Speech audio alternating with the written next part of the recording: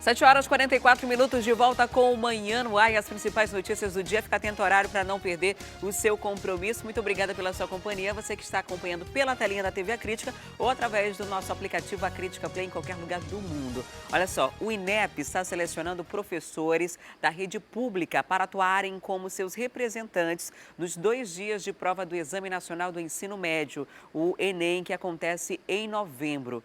Quem vai trazer outros detalhes para a gente agora ao vivo é a repórter Juliana Silva. Vamos conversar então com ela para trazer as informações para a gente sobre esse assunto. Juliana, conta para a gente quais são os critérios, esses professores vão ser remunerados?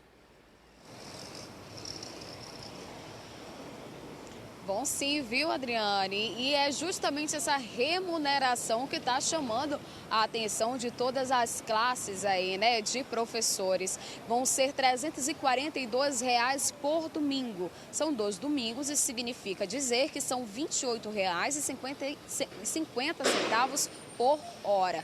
Os interessados devem fazer a inscrição até o dia 22 de julho no site que vai aparecer aí no seu vídeo, certificadores.inep.gov.br. A seleção vale para docentes da rede municipal e estadual e também servidores públicos federais. E tem que ter alguns pré-requisitos que a gente vai mostrar agora em tela para você então ficar por dentro do que precisa fazer para então se inscrever aí, né? Ser docente da rede pública de ensino e registrado no censo escolar de 2018, não estar inscrito como participante do ENEM, não ter cônjuges ou parentes em linha reta, colateral ou por afinidade até o 3º grau de inscritos em 2019. Aí na arte tem mais, essas aqui eu falei algumas para vocês. As provas do ENEM acontecem no dia 3 e 10 de novembro.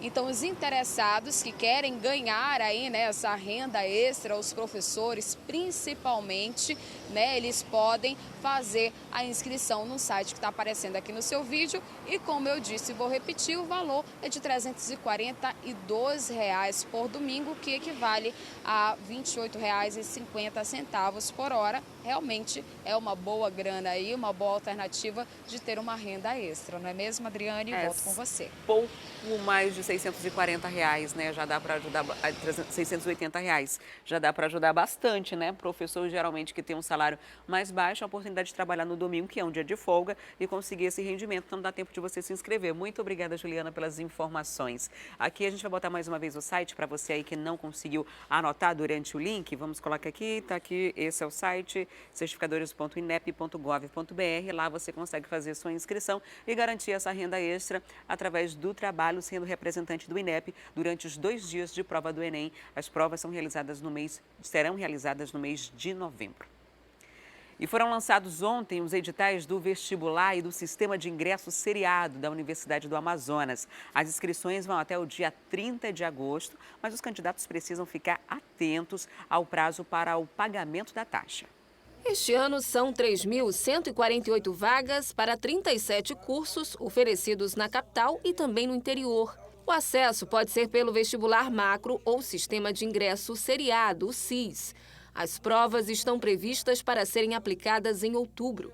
O sistema de ingresso seriado é uma prova que é feita ao término do 1º ano, do 2º ano e do 3º ano do ensino médio.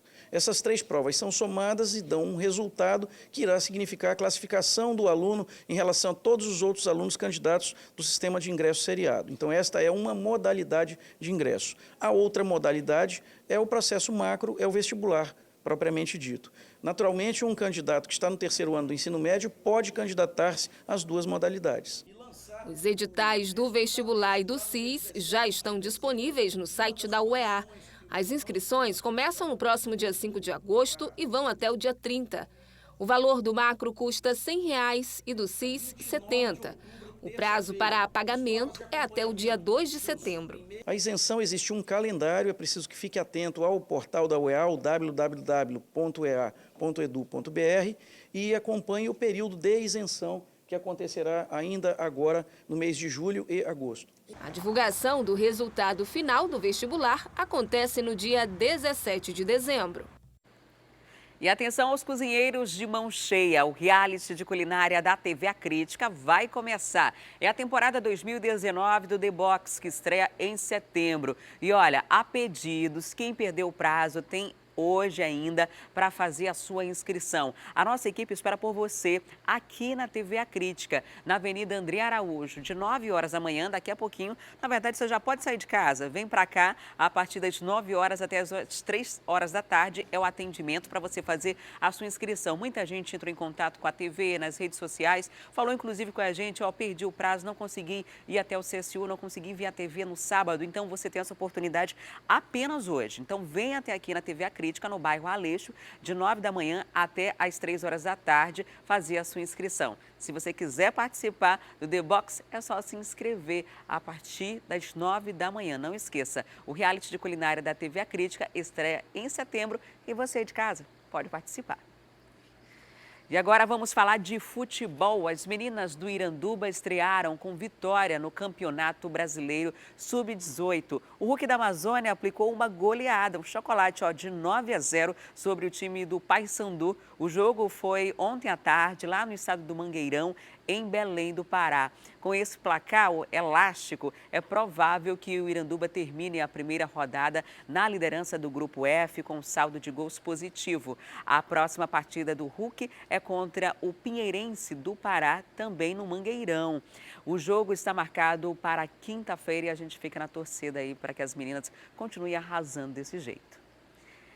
E falando de futebol amazonense, agora vamos falar sobre os meninos do FAST. O FAST Clube fez um treino ontem em preparação para a estreia da Copa Verde. O técnico Darlan Borges adiantou que vai mesclar jogadores da base com os profissionais. O FAST Clube estreia na Copa Verde no próximo dia 24 de julho contra o Ipiranga do Amapá. Os jogos serão de ida e volta nessa primeira fase preliminar da competição. Os jogadores já começaram a preparação. Os treinos estão sendo realizados aqui no Clube da Ubra, no Japim, zona sul de Manaus. Nós já conversamos com o treinador que adiantou que está fazendo uma espécie de mesclagem de jogadores, os mais experientes com os jogadores da base. 20 atletas, 10 da base, 10 reforços de atletas que disputaram o Barezão por outras equipes, algumas remanescentes da Série D. O intuito é fazer um bom trabalho com 2 semanas bastante intensas, fazer bons jogos e tentar a classificação para a segunda fase da Copa Verde. Ele apontou que ainda deve trazer 4 reforços para esses primeiros jogos. Só lembrando que o jogo da volta vai ser no dia 2 de agosto na Arena da Amazônia. E mulheres coordenam um projeto que leva futebol aos moradores da comunidade da Zona Leste de Manaus. Mesmo sem tanta infraestrutura, o esporte tem transformado a vida dos jovens no bairro Armando Mendes. O projeto cresceu tanto que já realiza o 3º campeonato interno. E quem diria que uma brincadeira entre os amigos Neto e Iago, valendo um refrigerante, ia atrair tantos apaixonados por futebol. A gente fundou um projeto e foi só crescendo, jogando vários campeonatos. Conseguimos ser campeão na Arena da Amazônia, campeão amazonense da FAFA. E hoje é um projeto grande, mas com poucos recursos. Você imaginava que ia se tornar tão grande assim? Não, nunca imaginei que ia dar no que é hoje. Um projeto enorme com pessoas maravilhosas. Hoje, os flamenguinhos já somam quase 100 integrantes e eles são coordenados por Lucinha, a professora que acompanha cada um e incentiva que eles se mantenham no projeto. O projeto nasceu de um sonho de 2 meninos e foi crescendo e pegou essa proporção grande. Hoje a gente já está com 110 meninos. A gente abriu espaço para todo mundo. Se a gente desistir, aonde que esses meninos vão estar? Na hora do futebol, onde que eles vão estar.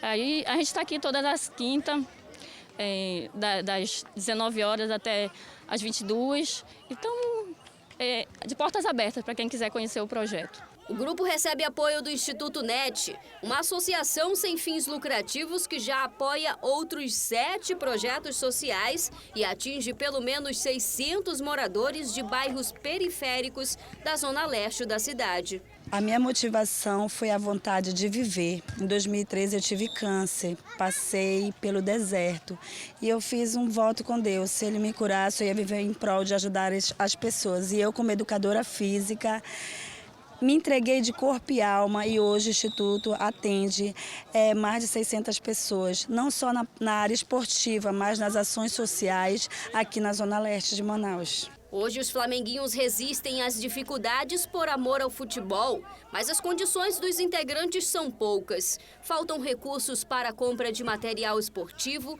e a quadra utilizada pelos jogadores é precária. Não temos ajuda com bolas, com coletes, com passagem, que a gente precisa se deslocar para jogar campeonatos fora e não temos essa estrutura. O pedido de apoio é para todos. Quem puder contribuir com a compra de bolas ou redes, basta entrar em contato com a professora Nete através do telefone 99262-8955. Enquanto isso, os flamenguinhos continuam dando um jeito de bater uma bolinha.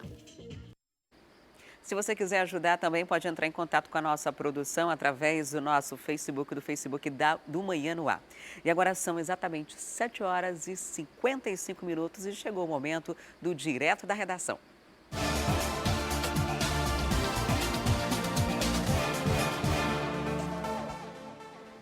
Vem comigo, vamos direto para a redação conversar com Dante Graça. Olá, Dante, muito bom dia para você. Oi, Adriane, bom dia.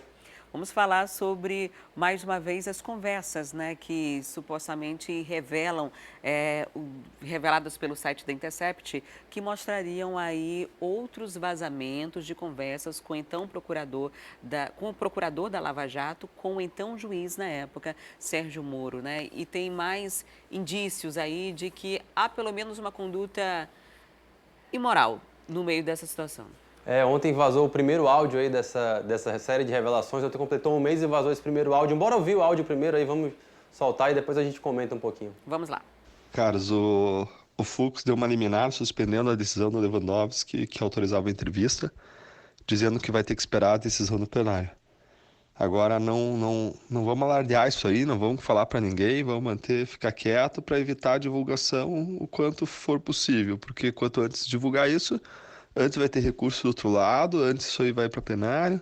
Então, enquanto assim, o pessoal pediu para a gente não comentar aí publicamente e deixar que a notícia surja por outros canais para evitar precipitar recurso de quem tem uma posição contrária à nossa. Mas a notícia é boa para terminar bem a semana, depois de tantas coisas ruins, e começar bem o final de semana. Abraços, falou!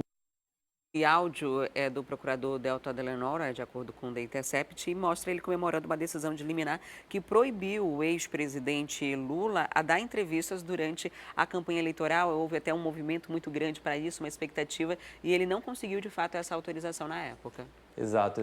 Para a gente contextualizar, esse áudio que está colocado aí, ele é de um grupo, né, de procuradores, um grupo que o conteúdo de mensagens entre eles já vinha sendo revelado há um tempo pelo Intercept. E desde o começo, os jornalistas envolvidos nessa apuração falavam que tinha áudios e já estava até sendo meio que colocado em xeque, porque esses áudios não apareciam, né? E ontem completou um mês dessa série de reportagens que eles chamam de Vaza Jato, né? E aí saiu esse primeiro áudio. Eu acho que é importante a gente pontuar uma coisa, que esse áudio ele não traz absolutamente nada de ilegal, né? É importante a gente deixar isso frisado, que esse áudio não traz nenhuma conduta que represente alguma ilegalidade no processo. A grande situação, a grande revelação que esse áudio traz é para quebra de argumentação das partes envolvidas, né? Tanto Sérgio Moro, quanto Deltan Dallagnol, quanto outros procuradores já envolvidos na Lava Jato, lá na Força Tarefa lá do Paraná, sempre questionavam a legalidade, questionavam se de fato essas mensagens eram verídicas, que elas poderiam ter sido alteradas, né? E tendo esse áudio com a voz do Dallagnol, isso é uma coisa que já deixa assim, certo de que, bom, eles têm de fato acesso a conteúdos privados, né? Como eles conseguiram isso, a gente não sabe. Isso é uma coisa que já está aí há um mês se enrolando e a gente ainda não consegue ter essa definição. Tendo isso em vista, tendo isso definido de que não tem nada de ilegal nesse áudio, a gente fica com um questionamento, né? Quem é esse pessoal, né?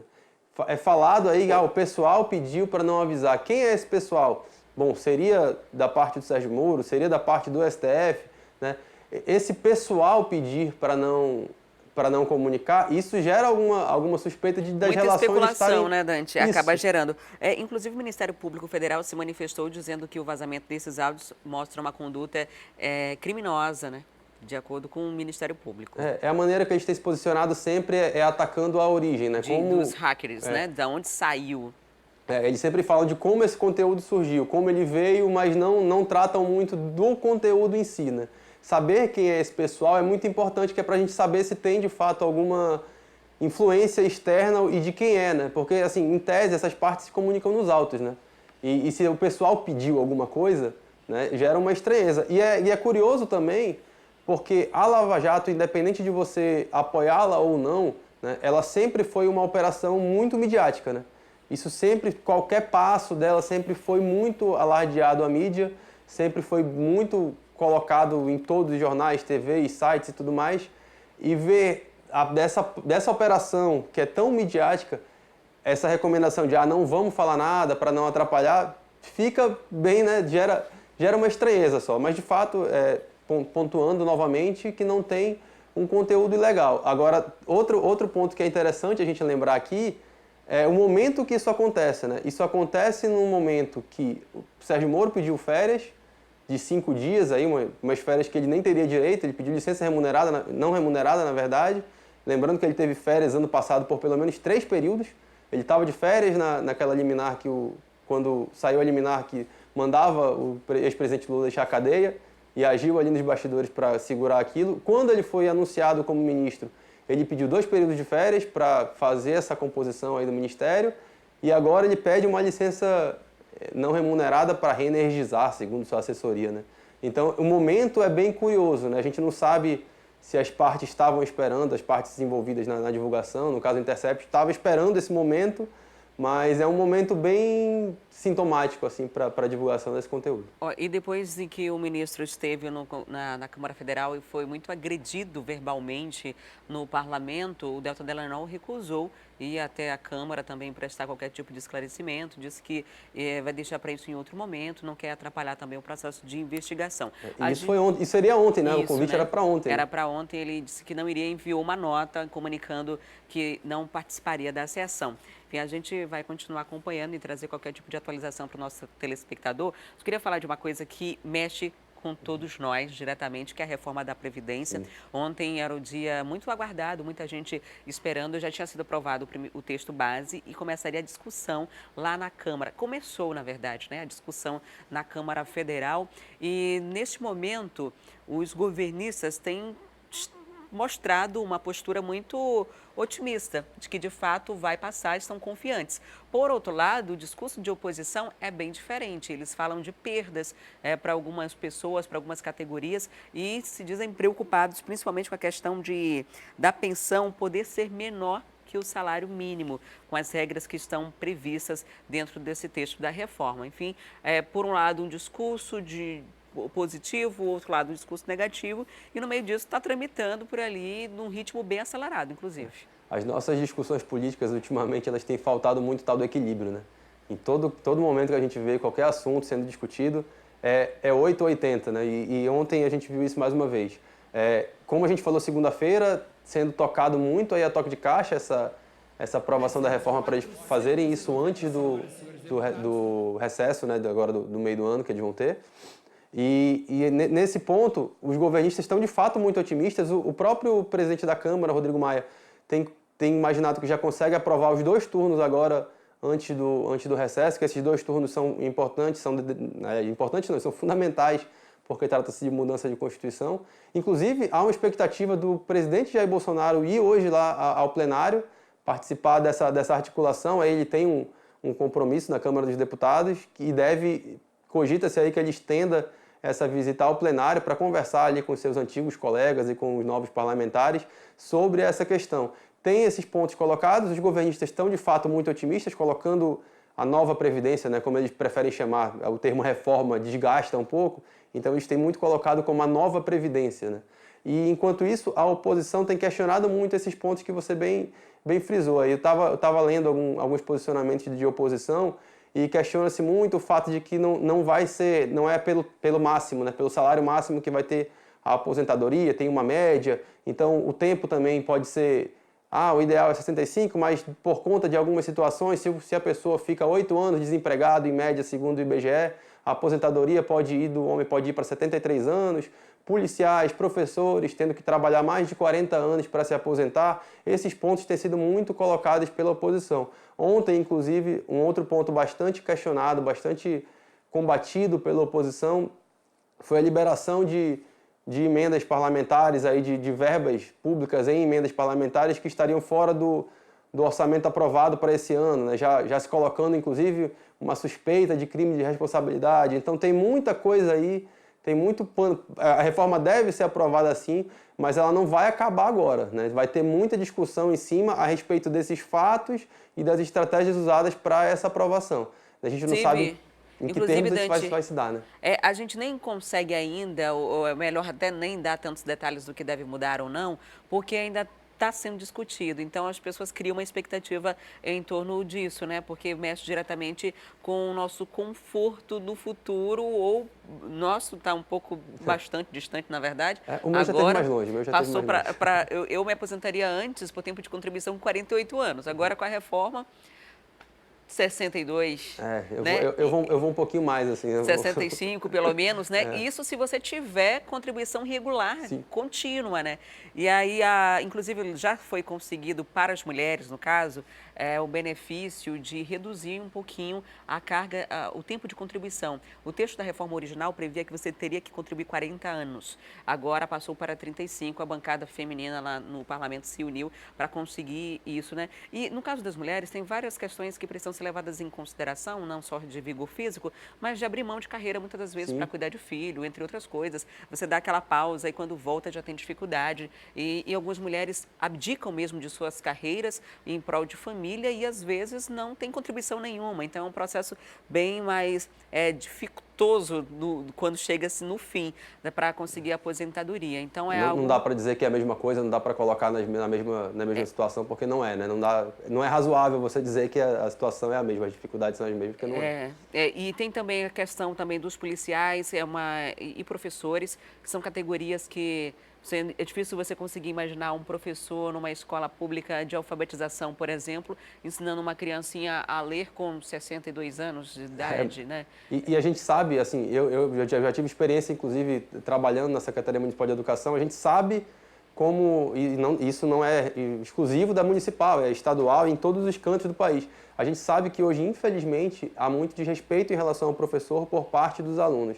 Então, você imagina um professor, uma professora com 60 anos, com 55 anos, tendo que passar por isso. E muitos professores já são afastados do trabalho muito antes disso por problemas, às vezes problemas na voz, problemas psicológicos, e, enfim, vários problemas. No caso dos policiais, estender esse tempo de serviço é algo que está gerando bastante polêmica por conta do próprio vigor físico, é fundamental, de no você estar nas função, ruas né? sem condição de idade. Por outro lado, a oposição acha que se retirar essa parte que reduz o tempo de serviço de um profissional de segurança, ele vai estar privilegiando essa categoria e desmerecendo outras. Então, tem a questão de pedágio, quem já ia se aposentar agora nos próximos anos por tempo de contribuição, não vai mais se aposentar com o mesmo período de antes, vai precisar trabalhar um pouco mais e ainda não se sabe quanto mais e até quem vai ser atingido nessa regra, né? Se falta só 5 anos, se você está dentro da regra, se faltam 10 anos, está dentro ou não. É tudo isso que vai ser discutido nos próximos dias, não tem como a gente estar dando detalhes,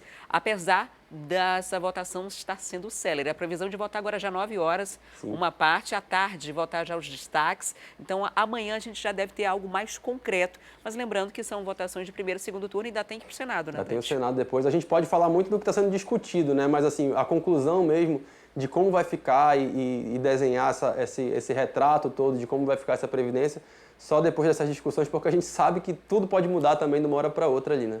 Até porque o governo quer muito aprovar, já cedeu em vários pontos e pode ceder muito mais para conseguir essa aprovação quanto antes. E a gente que já é acostumado a acompanhar, né, não sabe que jabuti pode vir por ali que emenda jabuti pode vir por ali nessas horas. Né? Jabuti em árvore, né? Muito obrigada, Dante, pelas informações. Um ótimo dia para você. Amanhã a gente volta a conversar.